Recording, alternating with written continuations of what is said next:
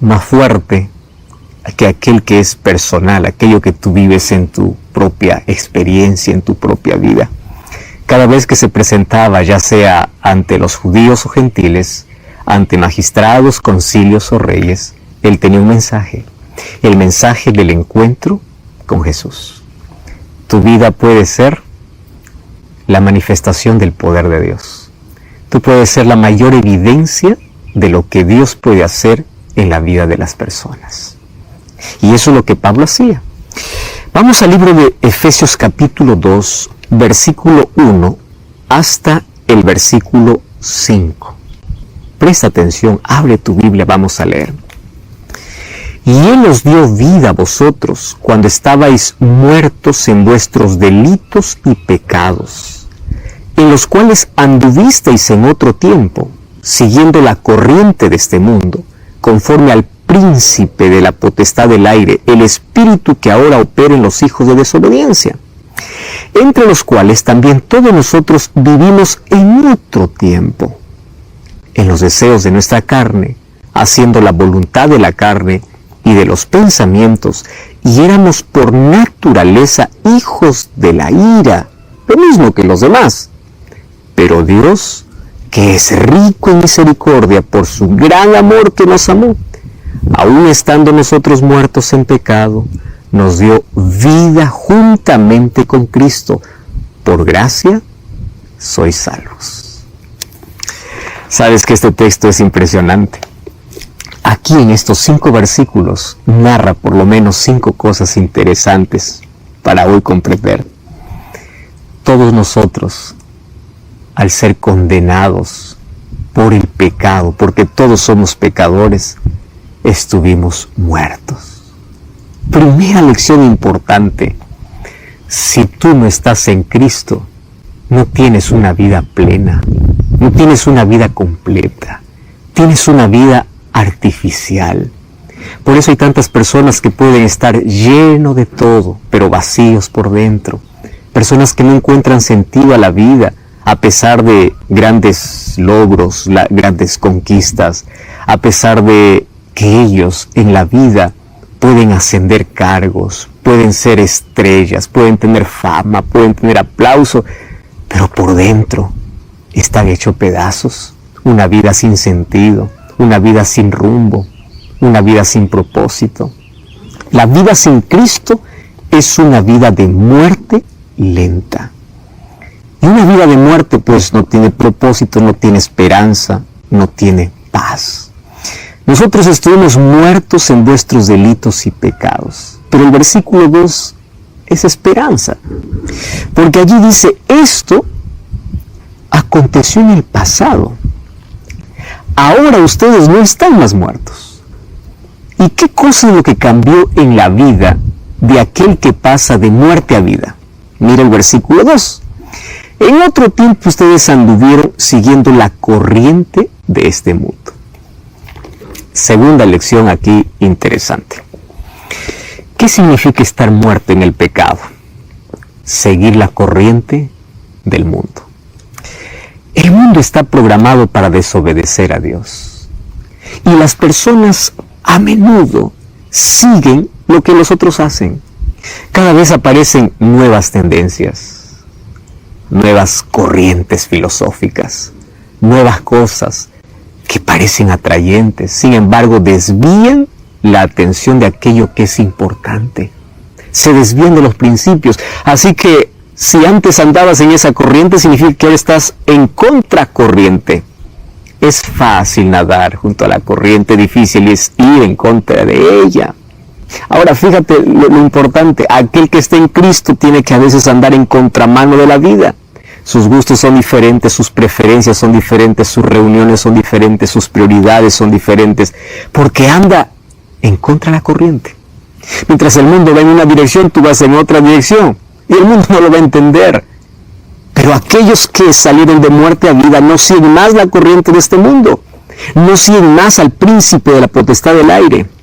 Aquí está hablando de Satanás. Versículo 3, ustedes vivieron en otro tiempo. Número 3 aquí, tercera lección. Aquel que está muerto en pecado sigue sus propios deseos de la carne. Fíjate, el apóstol Pablo nos dice que hay dos maneras de vivir: guiados por nuestros deseos o guiados por el Espíritu. Cada uno elige. O eres guiado por tus deseos de la carne, o eres guiado por el Espíritu de Dios. Gálatas capítulo 5, versículo 19 en adelante, habla acerca de los frutos de la carne, de los deseos de la carne y de los frutos del Espíritu. La diferencia es que dice, cuando estabas muerto en el pecado, tú andabas de acuerdo a tus propios deseos. Las personas hoy andan de acuerdo a sus sentimientos, de acuerdo a sus emociones, no de acuerdo a sus convicciones y principios. Y el cristiano anda de manera diferente. Ahora fíjate lo extraordinario, número 4. ¿Cómo es que pasaste de muerte a vida? Es que Dios es rico en misericordia y por su gran amor nos amó aun cuando estuvimos en esa condición. Versículo 5, porque aunque estábamos muertos en el pecado, nos dio vida juntamente con Cristo. Es en Cristo y con Cristo que llegas a tener vida.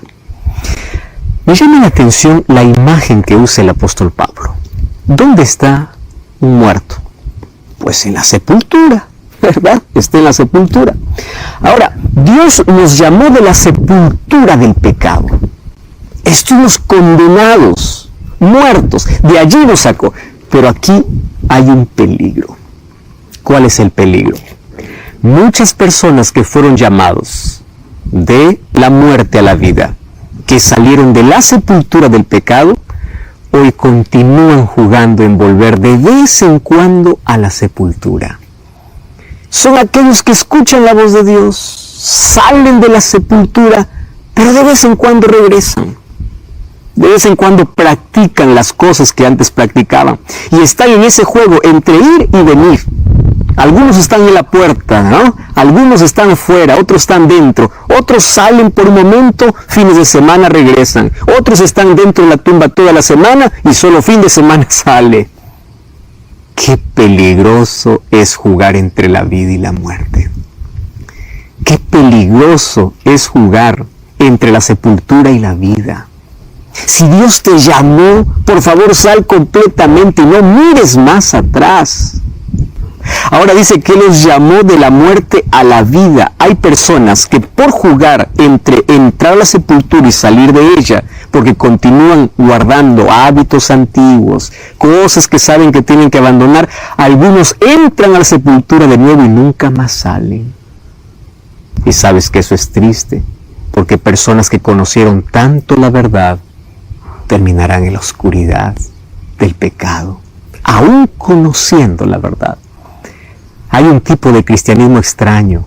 Ese es un tipo de cristianismo donde dice amar a Jesús, donde dice tener vida, pero de vez en cuando vuelve a donde no debe.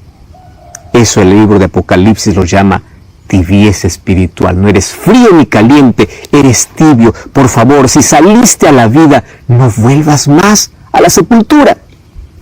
Sin embargo, hay un grupo de personas que cuando salen de esa sepultura, nunca más vuelven a ella. A eso el apóstol Pablo llama nuevas criaturas. Y fíjate una cosa, para ser nuevas criaturas hay que nacer de nuevo. ¿Y cómo ocurre ese nacimiento? Mira lo que dice el libro de Romanos capítulo 6, versículo 1 hasta el versículo 4. Romanos 6, 1 al 4. ¿Qué pues diremos? ¿Perseveraremos en el pecado para que la gracia abunde? En ninguna manera. Porque los que hemos muerto al pecado, fíjate lo que sucede. Antes estabas muerto en el pecado, pero después tú eres muerto al pecado. Acá hay una enorme diferencia. ¿Cómo viviremos aún en él? Versículo 3. ¿No sabéis que todos los que hemos sido bautizados en Cristo Jesús, hemos sido bautizados en su muerte? Porque somos sepultados juntamente con Él para muerte por el bautismo, a fin de que como Cristo resucitó de los muertos para la gloria del Padre, así andemos en vida nueva. ¿Te das cuenta aquí las expresiones del apóstol Pablo? Tú saliste de muerte a vida, saliste de la sepultura, estabas muerto en el pecado, pero cuando saliste de la sepultura ahora eres muerto al pecado. Ya no más, el pecado no tiene más poder sobre ti. Tú eres una nueva criatura, andas en novedad de vida. Y fíjate qué interesante, para que nosotros podamos salir de allí, tenemos que ser bautizados. Cuando hablo de bautismo, puede ser que muchas personas allí estén preocupadas porque tienen un concepto diferente de lo que es el bautismo. Mas hoy quiero hablarte que esto es esencial en la vida. Mira lo que dice el libro de Colosenses, el apóstol Pablo una vez más en el capítulo 2, en el versículo 12, dice: somos sepultados con él en el bautismo, en el cual fuisteis también rescatados con él mediante la fe en el poder del Dios que levantó de los muertos. ¿Qué cosa es el bautismo? Es el símbolo de salir de la tumba donde estabas muerto al pecado para una nueva vida. Por eso es que el bautismo tiene un símbolo especial. Cuando tú entras al agua, es como si entrases a una tumba líquida. Y así como Cristo murió, eres sumergido al agua. Y cuando sales del agua, es como representando, es el símbolo de la resurrección de Cristo, donde tú sales para una nueva vida. Por eso el bautismo es necesario. Mueres al pecado, mueres a la resistencia, mueres a la duda, mueres a la incredulidad y naces para ser una nueva criatura. Y sabes que este nacimiento es esencial. Un día Jesús habló con Nicodemo.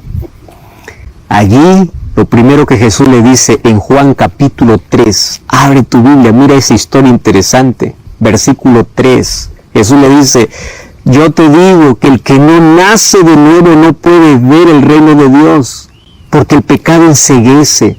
Y como tú estás ciego, tú piensas que el reino de Dios es aburrido, que ser cristiano no tiene sentido, porque no ves. Pero aquel que nace de nuevo puede ver y puede apreciar y puede amar las cosas espirituales. Las cosas que antes amabas lo dejas porque dices: no es posible que siga amando lo que me está destruyendo. Y las cosas que antes no gustabas ahora amas. Ahora disfrutas abrir la Biblia, disfrutas orar, disfrutas las cosas espirituales porque puedes ver. Cuando tú estás ciego, mientras no nazcas de nuevo, nunca podrás ver qué cosa es lo más importante en la vida.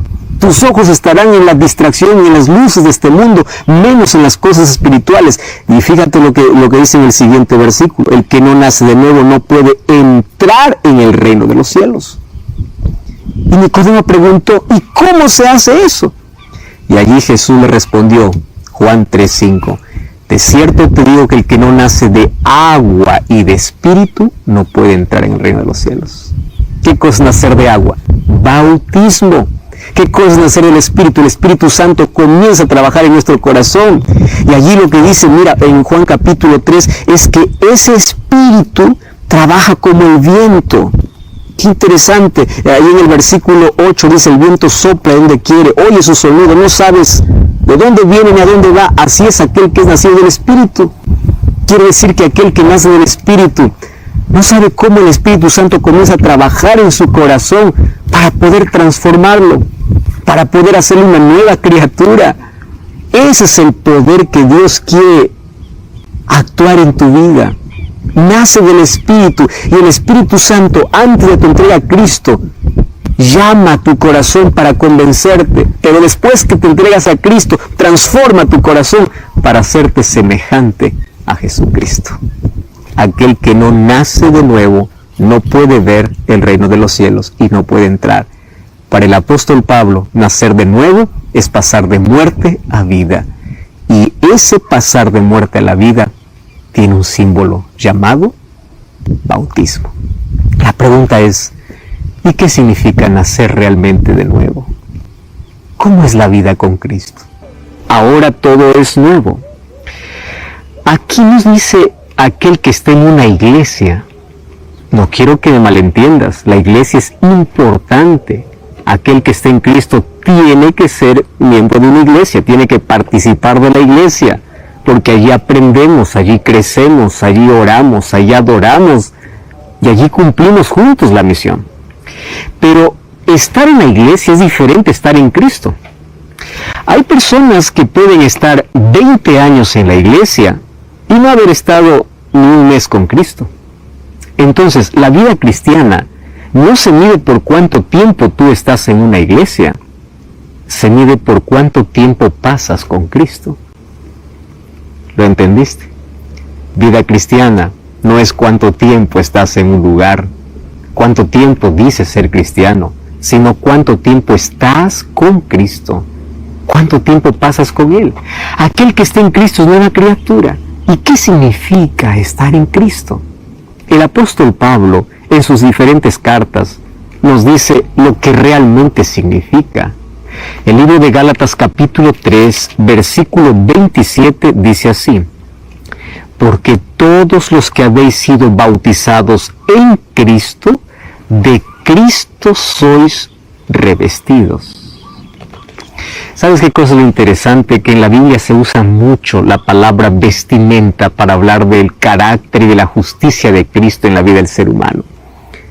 Una vida sin Jesús está desnuda. Apocalipsis capítulo 3, versículo 17 en adelante dice: tú dices que eres rico, me he enriquecido con todo, pero no sabes que eres un pobre, miserable, ciego y desnudo. Y yo te aconsejo que de mí compres vestiduras, haciendo referencia a la justicia de Cristo. ¿Recuerdas qué fue lo que aconteció cuando Adán y Eva pecaron en el jardín del Edén? Perdieron aquellas vestiduras sagradas, aquellas vestiduras de luz, de santidad, y se vieron desnudos. En su desesperación, para poder solucionar su problema, fueron a buscar hojas de higuera para poder cubrirse. Y eso es todo lo que el ser humano puede hacer para poder cubrir su desnudez. Miserables hojas de higuera, mas Cristo quiere revestirte. Y aquí dice que aquel que está en Cristo no más está desnudo. Aquel que está en Cristo está revestido de Cristo. ¿Qué más significa estar en Cristo? El libro de 2 de Corintios, capítulo 2, mira lo que dice el versículo 18. 2 de Corintios, capítulo 2, o versículo 14. 2 de Corintios 2, 14 dice: mas a Dios gracias, el cual nos lleva siempre en victoria en Cristo Jesús, y por medio de nosotros manifiesta en todo lugar el olor de su conocimiento. Aquel que está en Cristo tiene una fragancia diferente que todos pueden percibir. Sabes que una de las cosas que no se puede esconder es el olor de la fragancia que tú llevas. Aquel que pasa tiempo con Cristo, aquel que está en Cristo. Las personas gustan estar cerca de Él porque tiene una fragancia de paz, de serenidad, de tranquilidad. Y además dice que aquel que está en Cristo tiene victoria constante. ¿Sabes qué significa eso? Eso significa de que aquel que está en Cristo lucha, porque la vida es una lucha constante, pero siempre vence porque Cristo está con él. No significa que una vida con Jesús es una vida, wow, extraordinaria, donde nunca vas a tener sufrimiento, no vas a tener dolor, no vas a tener enfermedad. Vas a tener lucha, pero vas a vencer. ¿Qué más significa estar en Cristo? Filipenses capítulo 4, versículo 13. Todo lo puedo en Cristo que me fortalece. ¿Cuándo necesitas fortaleza? Fortaleza tú necesitas en los momentos difíciles, en las adversidades. Y Pablo, cuando escribió este versículo, escribió en el siguiente contexto: yo he aprendido a vivir cualquiera sea la situación, en la abundancia y en la escasez, en la pobreza o en la riqueza, cuando estuve enfermo o cuando estuve bien. Yo aprendí, mas ¿cómo pude superar todo eso? Todo lo puedo en Cristo. Aquel que está en Cristo tiene fortaleza para las mayores adversidades de la vida. ¿Qué más significa estar en Cristo? Mira lo que dice el libro de Colosenses, capítulo 1, versículo 14. Otra vez escribe el apóstol Pablo. Y allí dice: en quien tenemos redención por su sangre, el perdón de pecados. Aquel que está en Cristo tiene perdón, porque Cristo es su abogado. Tú sabes que la culpa destruye. culpa mata. Hay tantas personas que están cargando sobre sus hombros culpa. No pueden dormir, no pueden disfrutar la vida. Cargan un pasado terrible. No sabe más qué hacer. Mas aquel que está en Cristo está libre de culpa, porque Cristo le perdona y dice que tenemos redención y perdón por su sangre. Y si dice que tienen perdón, es porque aquel que está en Cristo, mientras esté en este mundo, falla, cae, resbala, pero nunca se queda allí. Se levanta, se toma del brazo poderoso de Jesús y continúa. El cielo estará lleno de personas que fracasaron, que cayeron, que probaron el polvo de la derrota, de la miseria, que cayeron profundamente en el pecado, que se embarraron en la vida, pero ellos confiaron en el poder y en el perdón que Dios les ofrecía. ¿Qué más significa estar en Cristo? Romanos capítulo 5, versículo 1, una vez más Pablo nos dice qué significa estar en Cristo. Dice así: justificados pues por la fe, tenemos paz para con Dios. Claro, aquel que está en Cristo tiene perdón, y aquel que tiene perdón tiene paz. Dos cosas aquí dice Romanos 5:1, eres justificado por la fe y tienes paz.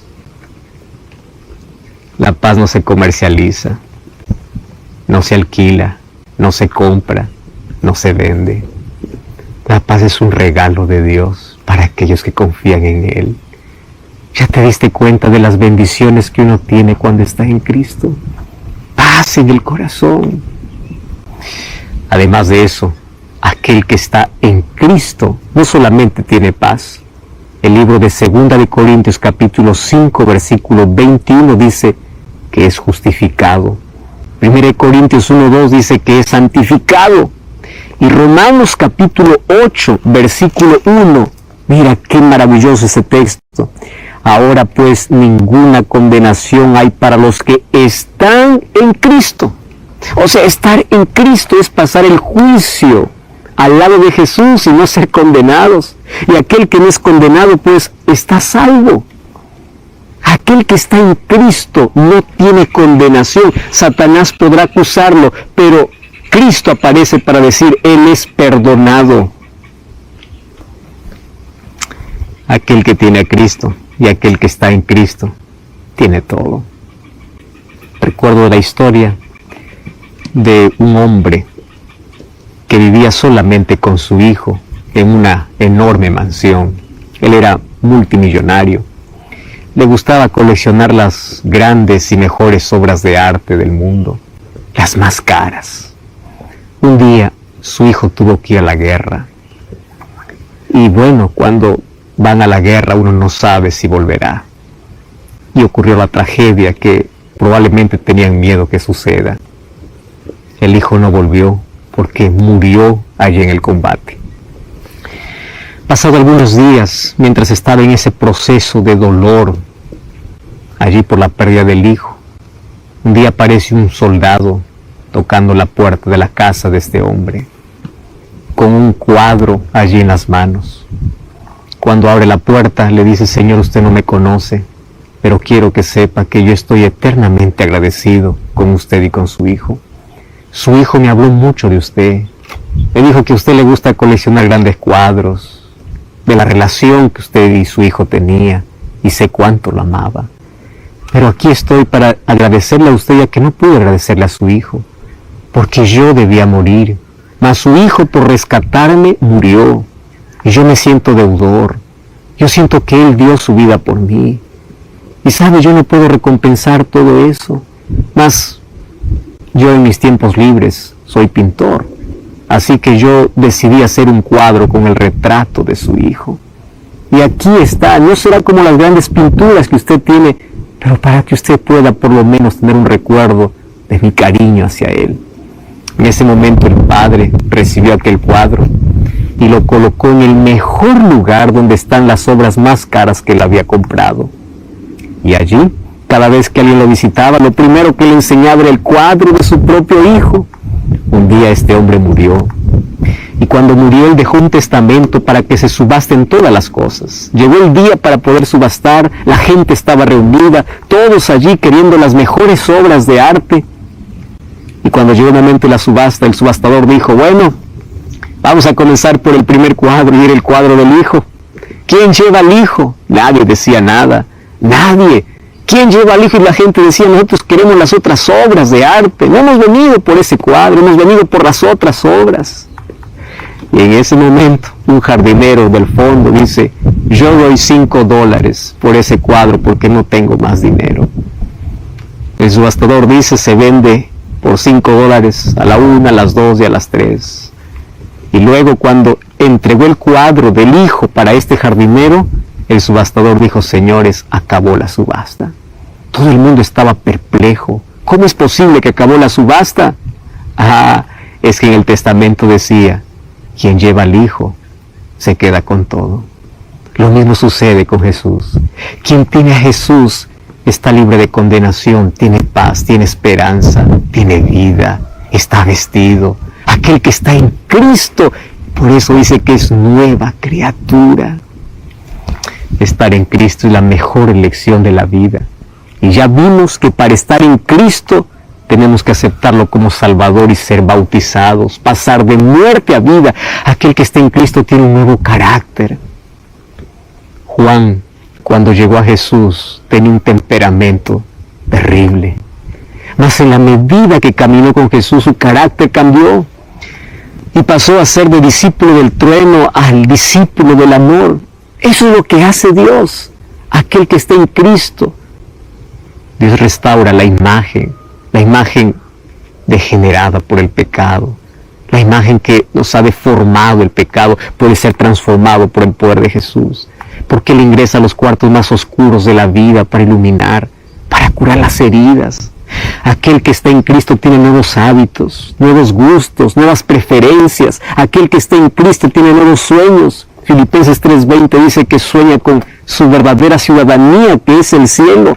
Gálatas 2:20 dice que ahora es Cristo quien vive. En primer lugar está Cristo, más que cualquier cosa de esta vida. Aquel que está en Cristo, Juan 15:5 dice, este lleva mucho fruto. ¿Y qué fruto? Gálatas capítulo 5, 19 y 20 dice que es el fruto del amor, que produce el Espíritu Santo. Nadie puede decir, estoy cerca de Cristo y está distanciado de los demás. Nadie puede decir que está en Cristo y tiene odio en su corazón. Aquel que está en Cristo, aquel que está más cerca de Dios, está más cerca de los demás, en compasión, en actos de servicio, en amor. Porque aquel que está en Cristo tiene frutos. Aquel que está en Cristo supera las adversidades de manera diferente. Incluso cuando llega la muerte, para robarte el ser que más amas. 1 Tesalonicenses capítulo 4, versículo 13, dice que tenemos una tristeza diferente, porque esta es una tristeza con esperanza. Probablemente has perdido un ser querido, te sientes solo, has perdido un hijo, una hija, al padre, a una madre, a un amigo que tanto amabas. Y en ese dolor tú no sabes qué hacer, te asfixias, pasas noches enteras sin dormir. Vas a visitar aquel cuarto donde estaba aquel ser que amabas y los recuerdos te torturan. La vida se ha tornado difícil, te sientes solo, mas quiero que sepas que aquel que está en Cristo tiene fortaleza para que la esperanza pueda abrazarte en este momento de dolor, pueda consolarte en los momentos más difíciles de la vida. Aquel que está en Cristo no solamente tiene una nueva visión de la vida, tiene una nueva manera de enfrentar las adversidades. Aquel que está en Cristo tiene esperanza. Y dice Pablo, para estar en Cristo hay que aceptarlo como Salvador. Y aquel que lo acepta como Salvador pasa por la linda experiencia de ser bautizado. ¿Ya tomaste esa decisión? ¿Ya aceptaste a Jesús en tu vida? ¿Ya aceptaste ser bautizado? ¿Qué cosa estás esperando? ¿No ves todas las bendiciones que te estás perdiendo por no haber aceptado aún a Jesús? Ahora tú te preguntas, pastor, ¿por qué es tan importante el bautismo? ¿Acaso no puedo aceptar a Jesús solamente en silencio? ¿Eso no es suficiente? Déjame explicarte ahora por qué es importante ser bautizado. ¿Por qué es importante el bautismo en la experiencia de alguien que conoció a Jesús?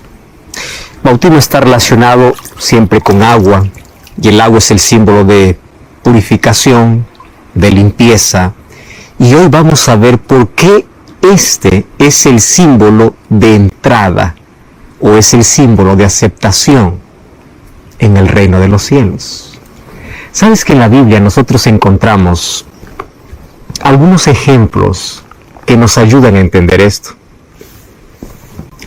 Cuando vamos al libro de Mateo capítulo 3, versículo 13 al 17, encontramos la historia de Jesús. Mateo capítulo 3, versículo 13, dice así: Entonces Jesús vino de Galilea a Juan al Jordán para ser bautizado por él. Mas Juan se le oponía diciendo: Yo necesito ser bautizado por ti, y tú vienes a mí. Pero Jesús le respondió: Deja ahora, porque así conviene que cumplamos toda justicia. Entonces le dejó. Y Jesús fue bautizado, subió del agua, y he aquí los cielos fueron abiertos, y el Espíritu de Dios, que descendía como paloma, venía sobre él. Y hubo una gran voz de los cielos que decía: Este es mi Hijo amado, en quien tengo complacencia. ¿Por qué el bautismo es importante? ¿Acaso no es suficiente simplemente aceptar a Jesús en silencio? Déjame contarte algo. Cuando una pareja, un hombre, una mujer, comienzan a enamorar, odiar, ellos tienen un plan. Si es que ese amor es puro, es verdadero, es sincero, es amor real, el plan es vivir toda la vida juntos. Ahora fíjate una cosa, en ese plan hay un comienzo que marca esa historia. Y ese comienzo obviamente es el matrimonio. El matrimonio no es el fin de todo, es el comienzo de una vida juntos. Ahora fíjate, es imposible que una pareja pueda decir, pues nos amamos tanto, pero queremos vivir distantes. Y para poder vivir juntos, pues el matrimonio es esencial. Entonces, el resultado del amor es que un día ambos van ante un altar, invitan a sus amigos, a sus familiares, y quiere que todo el mundo lo sepa que realmente están iniciando una vida juntos. Ese comienzo de vida realmente es marcante. Toda la familia celebra, todos los amigos están felices, y allí se hace un voto, una promesa. Y esa promesa es estar juntos en todo momento, salud y enfermedad, riqueza, pobreza. No importa lo que pase en la vida, van a haber adversidades, pero ellos se van a mantener juntos. Esa promesa se hace en el altar. Y a partir de allí comienza una nueva historia. Lo mismo sucede en nuestra relación con Jesús. Cuando nosotros amamos a Jesús de todo corazón, nosotros le decimos: yo quiero vivir contigo. Y la promesa de Cristo es que Él quiere vivir con nosotros por toda la eternidad. Y es por eso que el bautismo es necesario para marcar este comienzo. Así como una pareja va ante el altar para poder prometer amor eterno, para poder prometer de que a partir de allí van a estar juntos en todo momento, es Dios allí en el altar del bautismo que te promete: yo estaré contigo siempre, todos los días, nunca te abandonaré, siempre te sostendré, no importa las circunstancias difíciles por el cual tú estés pasando, yo estaré siempre, siempre a tu lado. Y el ser humano también promete a Dios: ayúdame porque yo quiero ser fiel, yo quiero perseverar hasta el fin. Hay muchos que tienen miedo al bautismo porque piensan que el bautismo es el símbolo de que a partir de allí nunca vas a fallar a Dios. Claro que vas a fallar. Todos los seres humanos somos pecadores, pero a partir de allí hay una promesa, hay un compromiso, y ese compromiso se hace público. Por eso es que el bautismo, hay familiares, hay amigos, hay personas que participan. ¿Por qué razón? Porque el amor verdadero no se puede esconder. Amores secretos no sirven. ¿Qué tipo de amor es aquel amor te amo pero que nadie lo sepa? Eso no es un amor puro, sincero ni verdadero. El amor verdadero es que el amor se publique, el amor se haga público.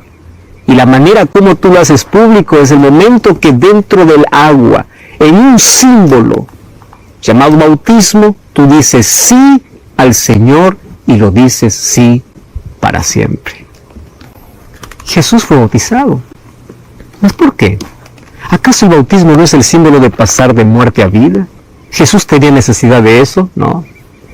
Mas Jesús lo hizo para dar ejemplo de lo que es el verdadero bautismo. Porque resulta que los seres humanos pues han creado tipos de bautismos. Ahora fíjate lo que sucede. Hoy podemos ver que hay bautismos por aspersión, hay bautismos por infusión y hay bautismos por inmersión. La pregunta es, ¿cuál de estos es el verdadero bautismo? Pues Jesús nos dio el ejemplo. ¿Y cómo? Dice que Jesús subió del agua. Para subir del agua, primero hay que descender al agua. Y de allí viene la palabra bautismo, del griego baptizo, que significa sumergir. Y ya vimos en Romanos 6, 1 al 4, que cuando uno es sumergido, representa la vida antigua que deja para nacer una nueva vida en Cristo Jesús. Así como Cristo murió y resucitó, uno es sumergido en el agua y se levanta para ser una nueva criatura. Si Jesús subió del agua, significa que Él fue sumergido. Entonces, el bautismo verdadero, bíblico, es el bautismo por inmersión, donde tú entras al agua y el agua representa una sepultura líquida donde mueres al pecado para nacer a una nueva vida al lado de Cristo. Y qué interesante, ¿verdad? A partir de allí, Pablo dice que somos nuevas criaturas. Mas ese no fue apenas lo que Jesús nos enseñó y nos mostró. Mira, en el libro de Hechos, el capítulo 8, versículo 26 en adelante, encontramos una historia fascinante. Un día, un etíope estaba regresando para su ciudad. Mientras él volvía, estaba leyendo un pergamino que había comprado en Jerusalén. Y el pergamino que leía estaba basado en el libro de Isaías, capítulo 53, donde hablaba acerca del sacrificio de Jesús.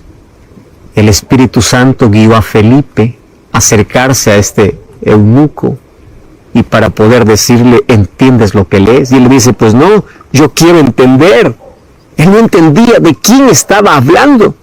Y bueno, allí Felipe le explica, y después que le explica y le anuncia el Evangelio de Jesús, dice el versículo 35, yendo por el camino, el versículo 36 del capítulo 8 de Hechos, llegaron a cierto lugar donde había agua, y dijo el eunuco, aquí hay agua, ¿qué impide que yo sea bautizado?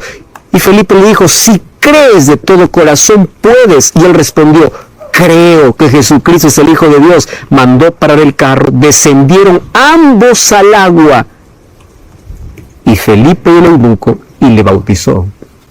Otra vez, descendieron al agua. Mas ese es un pedido de aquel que realmente dice amar a Dios. Yo quiero demostrarlo, yo quiero ser bautizado.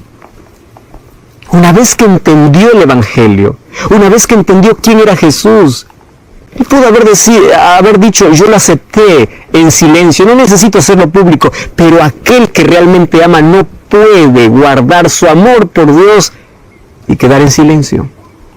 Por eso es que el bautismo es apenas un símbolo de esa entrega. Tú puedes decir, existen algunas condiciones, pastor, porque yo bauticé cuando era niño, tenía 1 año, 2 años de edad, yo no supe, mis padres me bautizaron. Ah, ya estás entendiendo que la primera característica es que el bautismo verdadero es por inmersión. Bueno, en la Biblia encontramos 4 características del verdadero bautismo. Hechos 22, 16 dice, Pablo contando su experiencia, que Ananías le dijo, levántate y bautízate, y lava tus pecados invocando su nombre.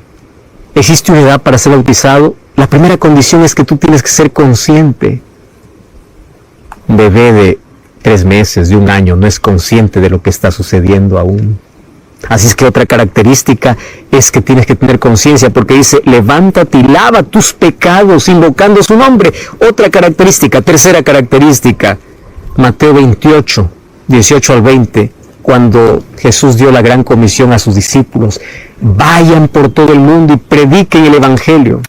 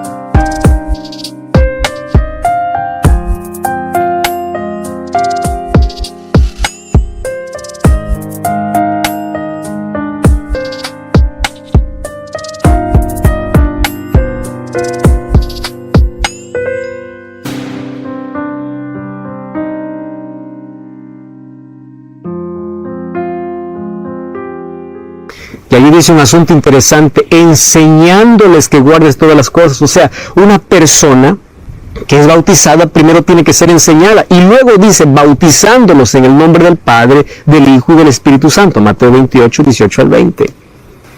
Una persona antes de ser bautizada tiene que ser enseñada. Tú ya seguiste esta serie especial. Ya conoces del amor de Jesús. Ya conoces los principios eternos. Tenemos una cuarta característica, claro, Marcos 16:16 dice, el que creyere y fuera bautizado será salvo. O sea, para ser bautizado hay que creer. ¿En qué cree un niño de 1 año de edad? Ahora, otra característica, Hechos 2:38, cuando se acercaron a Pedro a decirle qué tenemos que hacer allí en el sermón del Pentecostés, Pedro le respondió, arrepentíos y bautícese cada uno de vosotros. O sea, tiene que haber arrepentimiento. Ahora, te resumo las 5 características. Número 1, tiene que ser por inmersión. ¿Tú ya fuiste bautizado por inmersión? ¿Tú ya entraste al agua? Número 2, tú tienes que tener conciencia de lo que estás haciendo. Número 3, tú tienes que ser enseñado antes de ser bautizado. Número 4, tú tienes que creer en Jesús. Y número 5, tú tienes que estar arrepentido. Ahora fíjate, si tú me dices que fuiste bautizado a los 2 años de edad, entonces ninguna de estas características cumple. Por eso hoy tú puedes tomar la decisión de ser bautizado. Porque como ya vimos, el bautismo representa pasar de muerte a vida.